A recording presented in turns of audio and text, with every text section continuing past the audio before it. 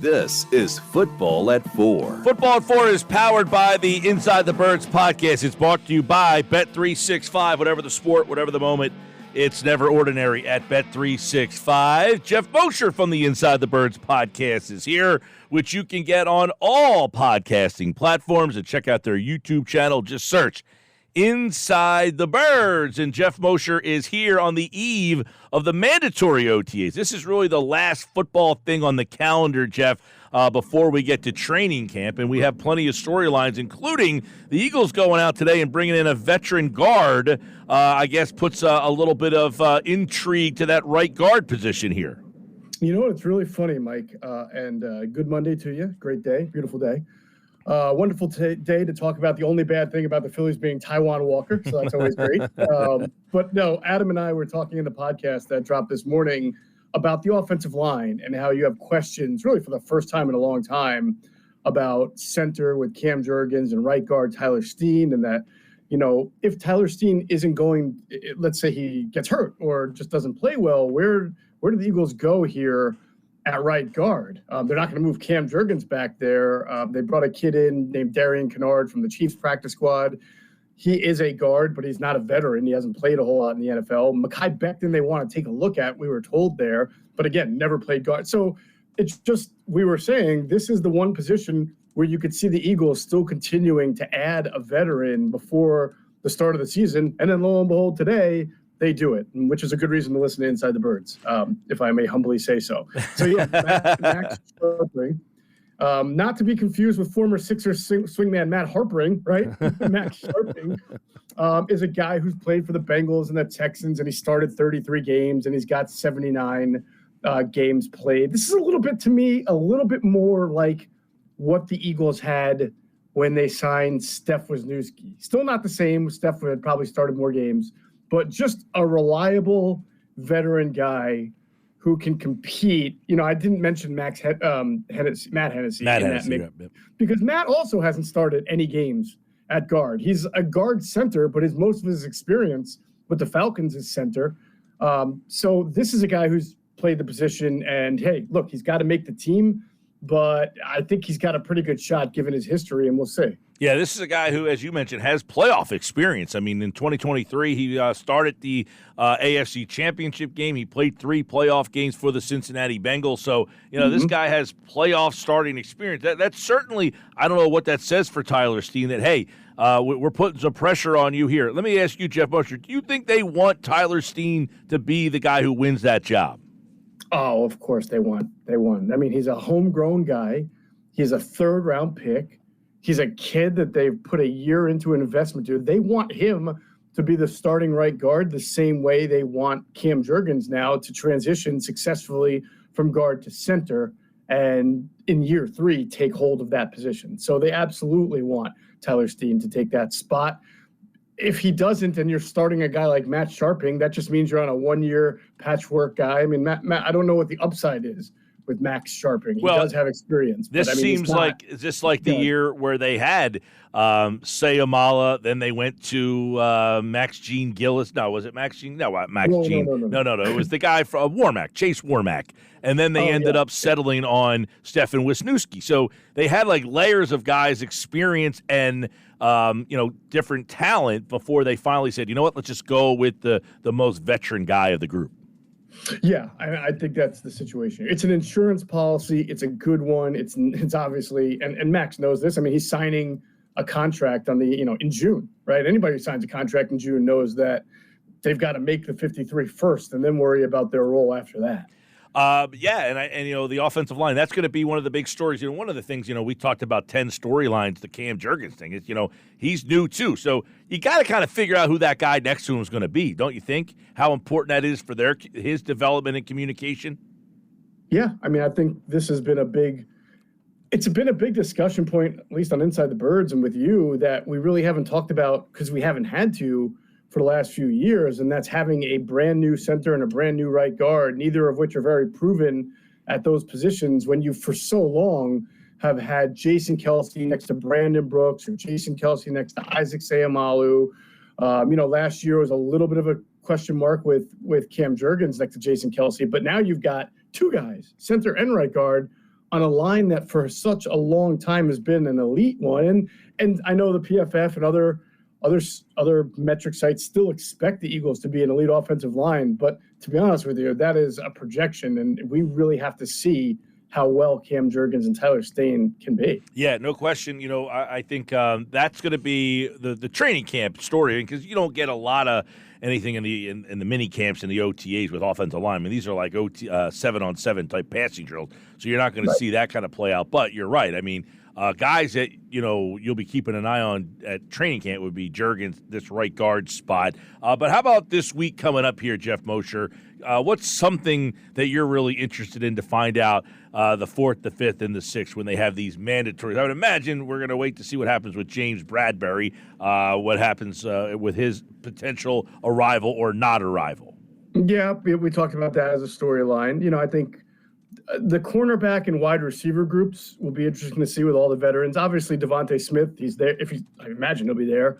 When he's there, then you don't get Joseph Nagata starting on the outside. And Joseph Nagata, I don't believe, is a player because of his height and physicality or his body build projects to be a slot. So does Paris Campbell then move from someone who I believe was practicing as one of the outside receivers last week? He may have also seen some time in the slot too, but does he become that sort of first team slot guy with Devontae Smith back? What are they doing formationally, right? Now that they've got a little bit less depth and maybe more movable pieces. And same thing at cornerback. Again, we'll see what happens with Bradbury. But Bradbury and Slay, if they're there, or Bradbury and Quinyon Mitchell, what does that do to Isaiah Rodgers? Yeah. Do they start looking at him more inside in nickel? Do they start looking at Avonte Maddox more at safety, bit like they were doing in the mini camps, because they're really thin there? I mean, C.J. Gardner-Johnson and Reed Blankenship, I'm going to assume that Sidney Brown's not going to be practicing yet from coming back from the injury. So, how do they make up for the lack of numbers there? And you got to have 2 or 3 teams. And as we talked about in the podcast, Mike, the big thing is everything changes when the veterans show up. The pace and urgency in practice, it picks up. I mean, these are very competitive people. And I made this point in the podcast that we get used to kind of off-season storylines being less this, less that. Players don't want to do this. Players want less that. But my experience is once you get into these camps and you get the players there and you get them between the lines, the competition is still there. I mean, especially when you get into the team drills and there's a sense of urgency and a faster pace of practice. And that benefits the rookies and the newcomers as they get to learn the culture. Well, and there's another thing too, is you have new coordinators here that you haven't played for on both sides of the ball that 100%. Feel like they can make an impression now, like, hey, the other guy didn't like me or he had this opinion of me. Now I have a fresh slate. So the competition should be ratcheted up even more because you're trying to make an impression on 2 new coordinators here. Yeah, and if you compare that to last year, you could say, well, there were 2 new coordinators last year, but the offensive coordinator just came from within. It was still very much the same offense. Mm-hmm. This is now what we expect to be a new offense, along with the actual Vic Fangio defense, which is different than some of the I don't want to say carbon copies, but some of the copies that we've seen in the past from Jonathan Gannon to Sean Desai, right? So you really do have 2 new schemes in, and that is why these mini camps that they didn't do for the first 2 years under Nick Sirianni, these mandatory camps, are very vital, in my opinion, because people have to know what these coaches want. They have to start executing the plays in the playbook, just the base ones, to get an understanding of what these coaches want. There are a lot of new faces on this team. This is not like last year when you're coming off the Super Bowl and you made a lot of changes on defense, but you tried to keep a similar scheme and offense was the same. This to me is you really need everybody there learning what these new position coaches and coordinators are expecting of them. No doubt. And look, I think you mentioned it last year, the offensive coordinator, the defensive side of the ball, you really only had, you had the 2 linebackers that came in. You had the safeties were new. But the corners and the defensive front were pretty much all the same guys here. I want to talk about the defensive front with Jordan Davis. Obviously, last week we saw him. We're like, hey, doesn't look like the same guy. What's some of the feedback from Jordan Davis's kind of new appearance here?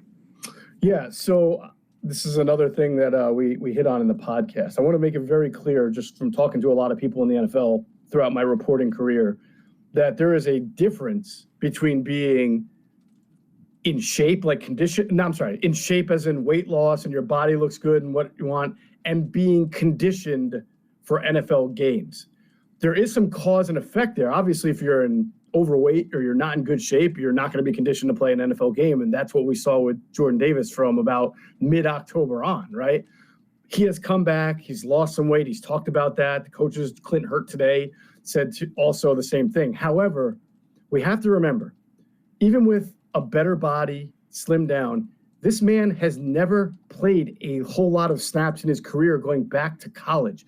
You can take the most physically gifted athlete in the world, and if he's only used to playing 10 to 15 snaps per game, and you ask him to play 50 to 55, he may be in great shape, but he's not conditioned to play 50 to 55 snaps because all he's ever done is played 10 to 15. So that's where, to me, it's great that Jordan Davis has slimmed down. He has put himself in position right now where he can be conditioned to play more snaps, but it's not just about being slim. It's about that conditioning that he needs to develop because he can't just play 15 to 20 dominant snaps a game and call it a game. He's got to be conditioned to play a lot more snaps. Yeah, that's a great point brought up by you there because, it's great if you look smaller and look like you lost weight, but if you're not doing anything with it, like if you haven't upped your usage. I'm wondering what his usage will be. What do they view him as? Because, again, I think one of the key things in this camp will be who gets those Fletcher Cox snaps. Where does that go? Is it rotated around through a bunch of guys, or do they want similar to last year where Cox got, he took like 60, 70% of those snaps. Does somebody get those? Does Carter's usage go up? Does Davis' usage go up? Does Milton Williams' usage go up?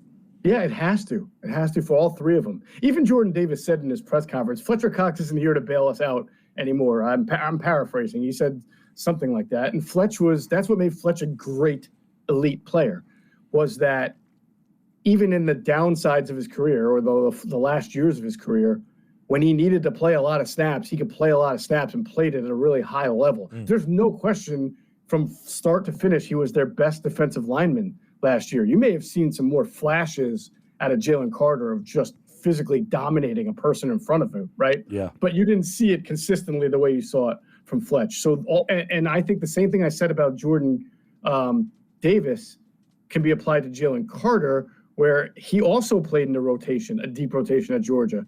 And last year he didn't start. He has to be prepared to absorb more snaps and be dominant from start to finish. Milton Williams, the same. It's a big test for this defensive line. Of course, they're going to rotate, but there's no sure thing anymore. Now there's guys who got to prove themselves. Let me ask you about the signings of all these wide receivers. And, I see Joe Banner spouting off about who's representing Devontae Smith. Why would they let him sign this deal? You think there'll be any regret from Smith? You think there'll be anything there?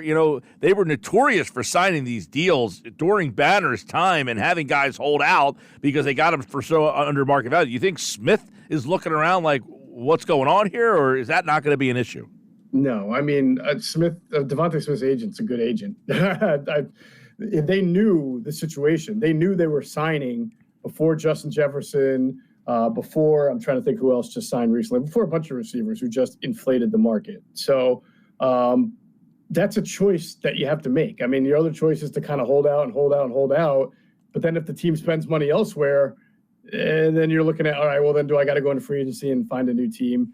I think that what Joe Banner, and who always looks at it objectively and from a business standpoint, does make sense. You cost yourself money when you sign before the next guy, especially if people after you sign that you're better than, right? Now I'm not talking about Justin Jefferson, but anybody else who might have signed in between. But the difference is, Mike, the history of the Eagles is that they're not going to wait for you to be at the end of your contract to then renegotiate, right? Look what just happened with A.J. Brown.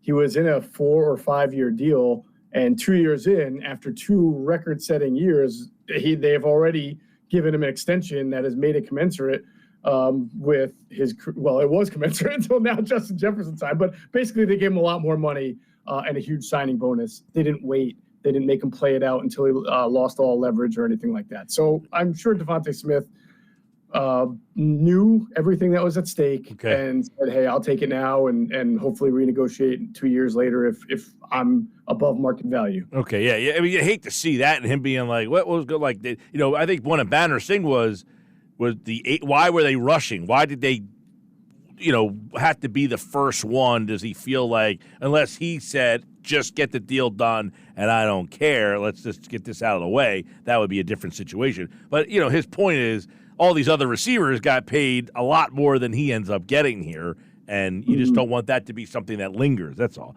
Yeah, and look, we saw that a ton in the mid-2000s. During the Banner years. Right. When the rule was you can extend a guy after 2 years, the Eagles would identify guys who had 2 good years, pay him a lot of money up front, and then a year, like you're just saying, a couple months later, a year later, it's like, man, my base salary is way low compared to the guys who just re-signed, and guys would get mad.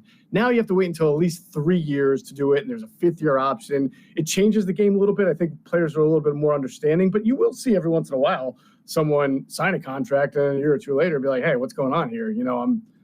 I should be paid more. Sometimes the team adjusts and does something. Sometimes it doesn't. What do we know or hearing about Jalen Hurts and how he's kind of adapting to Kellen Moore? Yeah, that's a good question. By the way, Hassan Reddick, to my point there, is a perfect example of a guy who signed a 3-year deal, and already after 1 year, when it was not market, he was upset about it, and you saw what happened here. It didn't work out for him. So, again, it's case by case, and we'll see what happens with Devontae Smith down the road. Jalen Hurts, I think the thing that we're going to find out more of as we go forward is Jalen has not played in an offense that has gone under center very much, if at all, going back to college. Kellen Moore's offense has featured a lot of under center along with motion and shifting, which is another thing that we haven't seen a lot since Jalen Hurts has been a pro and probably not even at Oklahoma as much. So there's some thought that he doesn't like that, and a lot of quarterbacks don't. Peyton Manning was very on the record. He hated motion. Hated it. He wanted to see the way the defense was lined up and adjust to it. He didn't want people running all around and changing what the defense was going to do right before he's about to snap the ball, right? So it's not unusual for a player not to like it. But here you have a situation where this is what we've seen as being part of the backbone of the offense under Kellen Moore and something that Jalen Hurts hasn't really done. Something's got to give there, right? And we're going to have to see as it goes along how that acclimation is. Yeah, it's he's got the one thing, I wrote about this last week. I was doing a little research about Dallas Goedert. It seems that San Diego, L.A., used their tight ends a little bit more, 90 catches their tight end group had last year. You can get Dallas Goedert from the 55 range up into like the 70 range. That would be another big weapon, because somebody brought an interesting point up to me that tweeted in that said, at what point is Goddard just what he is? We keep saying, like, he's this, he's that, he's this, but he keeps kind of falling in the same numbers. His numbers have kind of been, now injuries have been part of the problem, but is that who he is? I mean, I think that's a fair statement. I mean, he's played for 6 years now, right? And his numbers, yards per catch at least, have been pretty consistent, and the way he's been used has been pretty consistent as a wide tight end, a guy who can block, a guy who can obviously make yards after the catch when he catches the ball. I think that if you watch film of him and watch film of Zach Ertz, you see some differences, right? I think Zach Ertz was more of a crisp, precise route runner, whereas Dallas Goedert, to me, is more of a guy who gets open in zone and then catches the ball, turns upfield, and 5 guys bounce off of him like Tecmo Bowl. So they play the game a little bit differently there. But I don't know that, especially with 2 guys ahead of him in A.J. Brown and Devontae Smith, that, I mean, at his best, he caught 56 balls, in 2021, 55 last year. I'm sorry, 59 last year. Wow, he actually caught more last year because he stayed healthy. I mean, I think if he stays healthy and plays 17 games, I think you're looking at a guy who's going to catch 65 balls and probably get you 700 to 850, maybe. I don't think that there's another level to unlock. He was on pace for 1,000 yards the year he got hurt. Yes, he was on pace for 1,000 yards. Although that was what? That was 2022. Was that 2021? Oh no, 2022. Yeah. Right? Yeah, because he had 700 yards after 12 games. So maybe it's possible in the Kellen Moore offense, but remember, you've added Saquon Barkley to this group now, and they're expecting him to catch a decent number of passes. That would be nice. That would be a change. Geoff Mosher, any anticipation of John Ross? Is he anything for you other than a former first-round pick who just happens to be here? I mean, he's got a lot to prove. I really enjoyed hearing his press conference, and he's inspired by, he said retiring was a mistake. He talked about all the injuries and the mental toll that it took on him, and inspired by his son. It's a great story. He says he's faster than when he ran the 4.23 40, right? Which is hard to believe, especially since he's been in the league for quite, this would be year 7 or 8. So I don't know, but as we've written and talked about on the podcast, there's certainly an opportunity to make the team for a speedy wide receiver who can play that outside position as a backup. So it'll be fun to watch during the camps. Sports Bash Live, 97.3 ESPN, the 97.3 ESPN free mobile app. Geoff Mosher here. Mosher's been a big part of the show. We had talking about 15 years of the Sports Bash. We had a nice couple texts about you guys as well. Listener says, football at 4, starting with John, and then over to the Inside the Birds guys, has taught this baseball guy so much about football. I appreciate everything about the show, but we wanted to throw a couple of texts that have been coming in for the football at 4 guys as well. We started football at 4. I don't know when the year was when we started football at 4, but you guys have been a part of it now, I think, for going on to the 3rd season here, right? 3rd, 4th. For me personally, it's just great. I remember Mosher Mondays when I was with Comcast Sportsnet, and I remember Mondays at a casino with you doing shows, and then co-hosting with you before coronavirus messed all that up. So I look at it both a great partnership as Inside the Birds and the Sports Bash and 97.3, but also individually, I've loved your show. I listen all the time. I heard you say earlier that you always wanted to do a show that you felt when we were kids we grew up on, which is a sports talk show that's about guests calling in, giving it. And that's not just like hot take and screaming about the same thing for 4 hours. And that's what sets your show apart. And so I've been proud to be a part of it. And Inside the Birds has always been really proud to be a part of it because we have the similar mindset of let's be educational, let's be informative, let's not lose our minds. Let's put it all in good perspective. So it's been a great experience. It's funny when John and I came up with it. John was really the guy. He said, "Hey, what if we talked football every day?" I said, "The whole year? Yeah, there'll be plenty of stuff to talk about." And he wasn't wrong, man. There might be a couple days in there where we're stretching it, but football at 4 has not missed a day in however many years. And that's a big tribute to you guys. So I know we have a ton of cross listeners who listen to Football at 4 and the podcast. And don't forget, you can check out the Inside the Birds podcast on all podcasting platforms to get more football conversation. And, of course, the Football at 4 segments, they are all on the Inside the Birds YouTube channel. So if you miss Football at 4, you can get them there. And, of course, right here on the Sports Bash Live on 97.3 ESPN. All right, Moshe, well, I am going to London, so I will not talk to you Wednesday. I will be at the Fest, and I will talk to you. Actually, I will not be back next Monday either, so it'll be a while before I see you again, my friend. Enjoy your trip. I hear Taiwan Walker is starting the first game of that series, right? No, the second game. Second game. Okay. Yeah. Well, enjoy. And I think we haven't decided if we're going Saturday or Sunday yet. We haven't figured that out, but most likely Sunday is the game we're going to, and that's the game he's pitching. I'm going to make a bold prediction that you're going to be consuming some IPAs while you're over across the pond. Is that bold? It's pretty bold of you to say so. Actually, Saturday, the reason we're not going to the Phillies game, most likely Saturday, is we're going to the Bermondsey Beer Mile. It's a mile-long craft beer spot. It literally has like 17 craft beer bars, one after the other, in this mile stretch. So, and it's only open on the weekends. It's only open Saturday, I think, actually. So, I'm surprised. For England, you would think that only one day a week it would be off. All right, man. We'll talk soon. Man. Have a good trip. All right, Geoff Mosher, everybody, from the Inside the Birds podcast. And, of course, Football at 4, powered by the Inside the Birds podcast. It's brought to you by Bet365. Whatever the sport, whatever the moment, it's never ordinary at Bet365. Thanks to Geoff Mosher. Yeah, Mosher, we talked about 15 years of the Sports Bash. Mosher has been a part of the show in most of the incarnations. He didn't mention this, but he used to cover the Eagles for the Wilmington News Journal over there in Delaware for our Delaware listeners. And that's where we first met.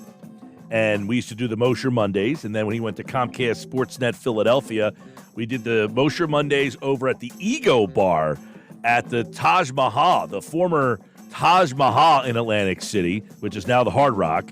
We were there every Monday. You guys remember that? How many people came out to see a show at the Ego Bar at Trump Taj Mahal in Atlantic City when Mosher and I did that show together? And then in the off season, from the football season, we did the show out in front of the poker room at the Taj. Mosher and I did the show outside the poker room for a while. Oh, the whole year we would be out there. And then during the football season, we moved over to the Ego Bar.